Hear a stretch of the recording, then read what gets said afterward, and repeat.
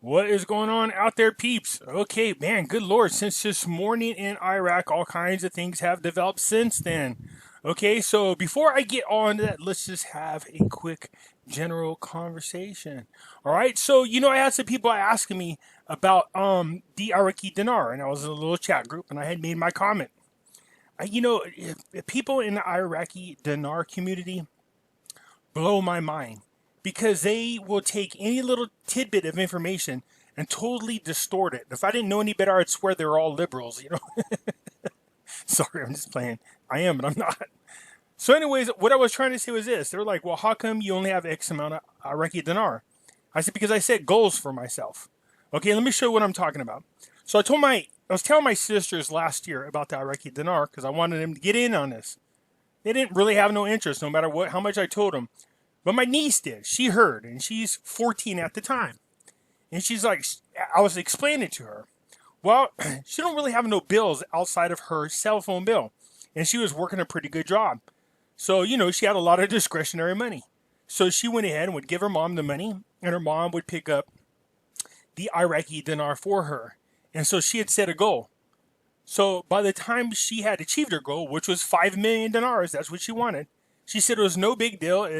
I told her it was a low risk, high reward situation. We're not sure what the probability is, but the point is, it's still worth it. That's what I said. And she agreed. Well, of course, now she's 15 and she's getting ready actually to be 16 here in, where we at, June?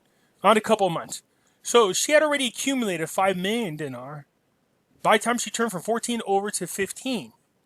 And it's just sitting there at her house. She's at her mom and her in her mom's house. She just has it in her room. She has it stashed away. She has it scrolled away. And so, I'd made a comment, and people are like, why aren't you buying more? Why aren't you buying more? It must mean something. No, it doesn't mean anything. It just means that I set goals on all of my investments. When I achieve my goals of what I want to hold for each one of my investments, then if I have other discretionary funds, I will add to whatever ones I am interested in and ones that I feel have a better probability. That's just what I'm doing. So having said that, you'd have thought that all hell broke loose. People are like, well, if you're not buying more dong or if you're not buying more dinar, this must mean you don't have any faith in it. What the hell are you talking about? That's not what I said. Just because I don't spend every freaking discretionary dime that I have on dinar does not mean I don't have any faith in it. That's not the case. It's crazy how a lot of these people in the dinar community think. If I'm being honest, the vast majority of my money goes to silver. It does. I've already met my goal on how much I want to hold of Iraqi dinar, of Vietnam dong. I've already met all my goals for cryptocurrencies. I've met my goals for silver. I'm nowhere near the goal that I would set for gold, but I keep adding to my silver collection. So I've met them. So yeah, I do push a lot into silver. I love silver. I'm a big fan of silver. I do buy a lot of silver. But having said that, it doesn't mean I don't have any faith in the other investments, whether they're cryptos, the dong, or the dinar. That's not the case. This just means that, look, I already know it's a low risk, high reward situation. But I'm not going to keep pumping dime after dime in each one of these. That's not my plan. If I was going to pump more of anything, it would be silver. But I've already achieved my goal for the dinar. Having said that, that doesn't mean all of a sudden, oh, you don't have no faith in a dinar. That doesn't make any sense when I keep encouraging other people to buy the dinar. Now, I'm not sponsored. I don't push you anywhere. I don't tell you what you do with your money. That's up to you. But I just wanted to address this because I think it's crazy the way people think. You know what I mean? Like the whole world's coming apart if they don't find out that every penny that I get goes straight to the Iraqi dinar or the dong or cryptocurrencies. No, that's the problem with investing. You know what I mean? If you don't set goals and you put all your eggs in one basket and you don't diversify, well, then you better hope that your one investment 100% happens. Because if it doesn't, and other ones do that you were interested in, you'll be kicking yourself in your ass, okay? So, I have a ton of faith in gold and silver.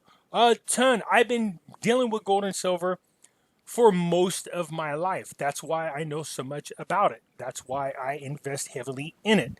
Having said that, that doesn't mean I don't have any faith in the Vietnam dong or the Iraqi dinar. Of course I do. That's why I encourage other people to get it. I tell them if you got discretionary funds, by all means get it. But make sure you set some kind of goal. Everybody should have a goal. Do you see where I'm getting with this? If you diversify, you know what I mean? You have better chances of good things happening for you. It's like trying to invest in stocks, but all you do is keep buying one stock. Why? Why wouldn't you buy other stocks? Oh, that one stock you think is going to do good. Yeah, that's fine. I have a lot of faith in that stock, but what if it doesn't?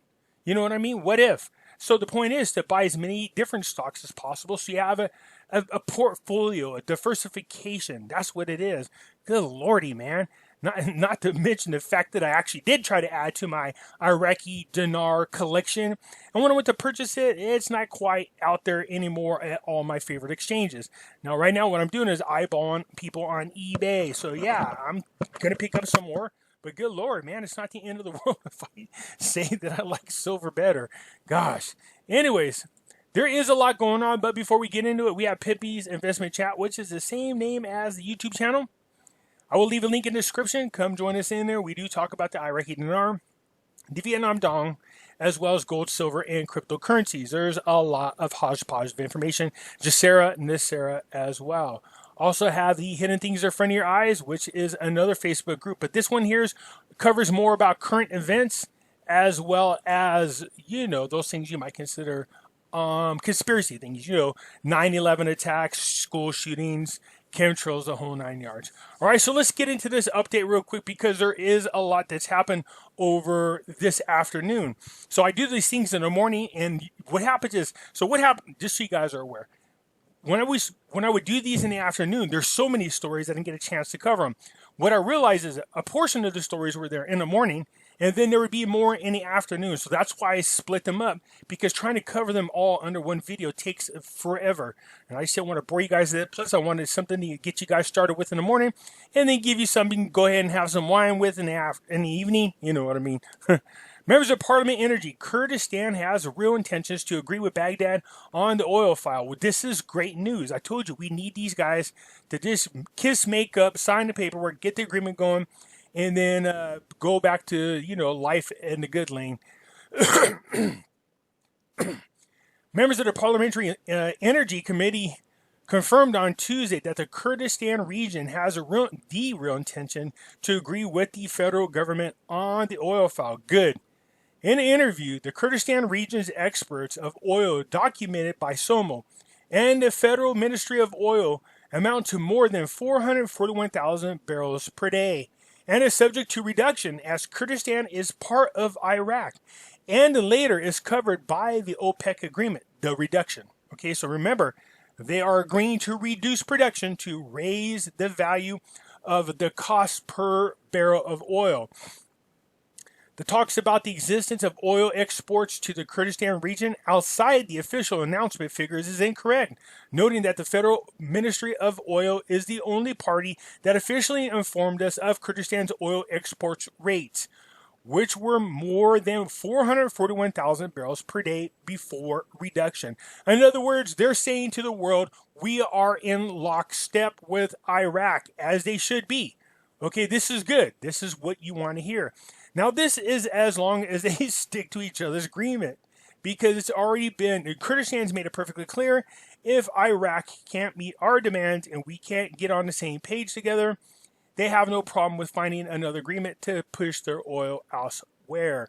Okay, so the OPEC and its partners agreed to cut production by 10 million barrels per day until the end of July in order to support prices, as he asked Iraq to adhere to this reduction after he failed to adhere to what was agreed upon in May.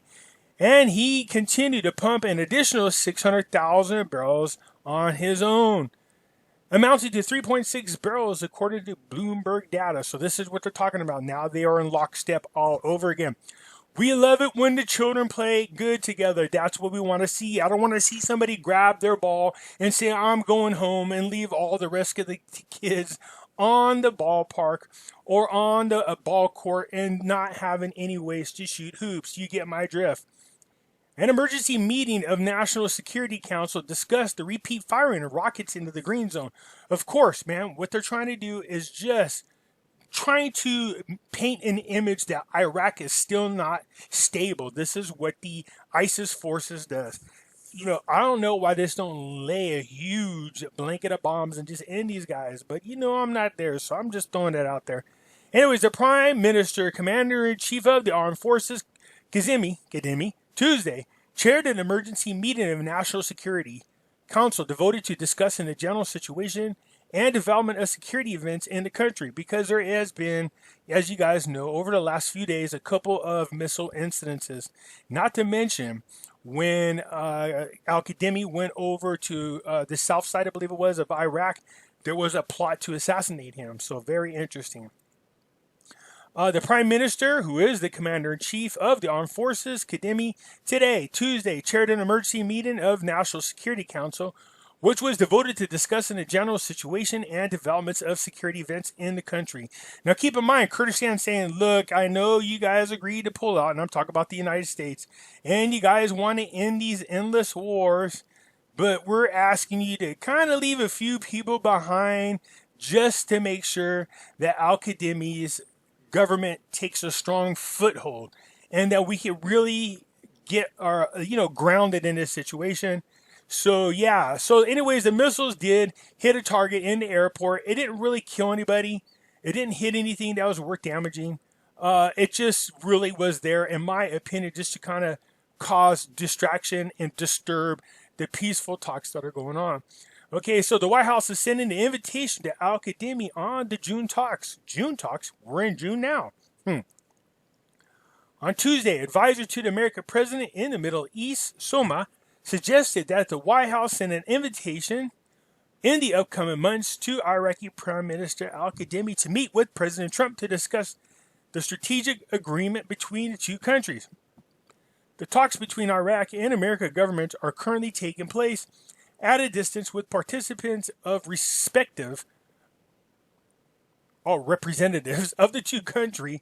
In a statement, the information, sorry about that, I told you guys when you read these, they're translated in English.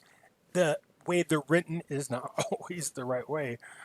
The American government may send an official invitation to al-Kademi to meet with Trump and discuss the files related to the removal of American forces and relationships between the two countries, noting that the talks will continue between Baghdad and Washington for several months.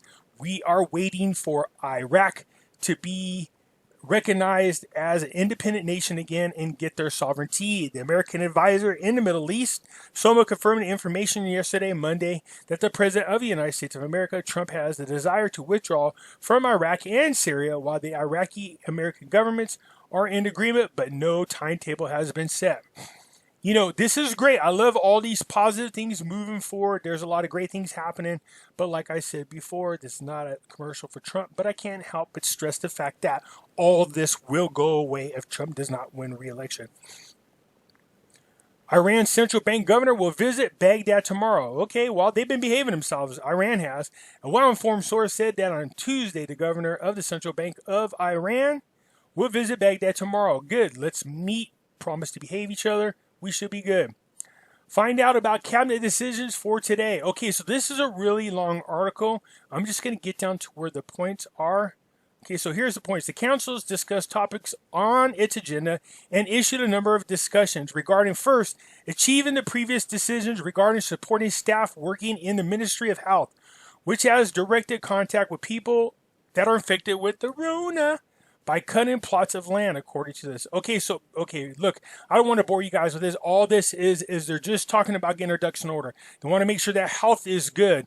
They want to make sure that the ratification agreement on air transportation services between the government of Iraq and the government of the United Arab Emirates, signed in the city of Montreal, Canada, is referring to the House of Representatives. They need its approval. A project loan for the implementation and completion of turbine cooling units and the supply of supervision units, 32 units, another cooling units.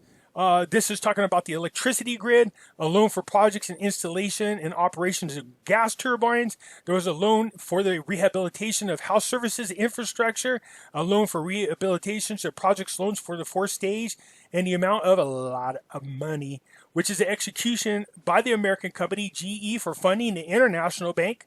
Good. They were talking about the BE. That's the British export guarantee. Okay, we're talking about Britain over there. We're talking about their big bang. A loan project for the rehabilitation of Babylon power plant. So look, they're really just trying to make sure that the one thing we know they need if they're going to complete infrastructure is what? Electricity. That's a big what to do.